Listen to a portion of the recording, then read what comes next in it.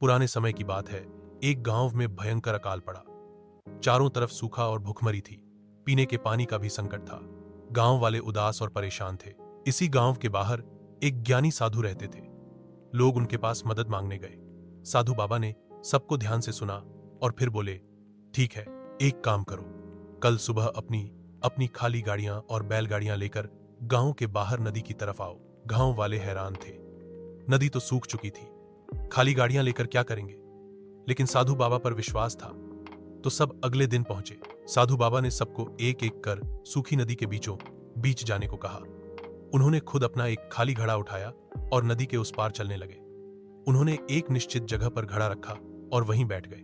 गांव वालों को कुछ समझ नहीं आया। सूखी नदी में खाली घड़े का क्या काम? थोड़ी देर बाद अचानक आसमान में काले बादल छा गए और मूसलाधार बारिश शुरू हो गई। इतनी तेज बारिश हुई कि देखते ही देखते सूखी नदी में पानी भरने लगा।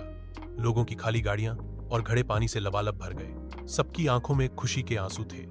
उन्होंने साधु बाबा को धन्यवाद कहा। साधु बाबा ने मुस्कुराकर कहा, देखो बच्चों, पानी तो ऊपर वाला ही देता है, लेकिन जब हम खाली हाथ लेकर निकलते हैं और विश्वास रखते हैं, तभी ऊपर वाला उन हाथों को भरता है। तुमने उम्मीद नहीं छोड़ी और कोशिश की, इसलिए बारिश हुई। सीख: यह कहानी हमें सिखाती है कि जब परिस्थितियां सबसे मुश्किल हों, तब भी हमें उम्मीद नहीं छोड़नी चाहिए और प्रयास करते रहना चाहिए। विश्वास और कर्म से ही बड़े से बड़े संकट दूर हो सकते हैं।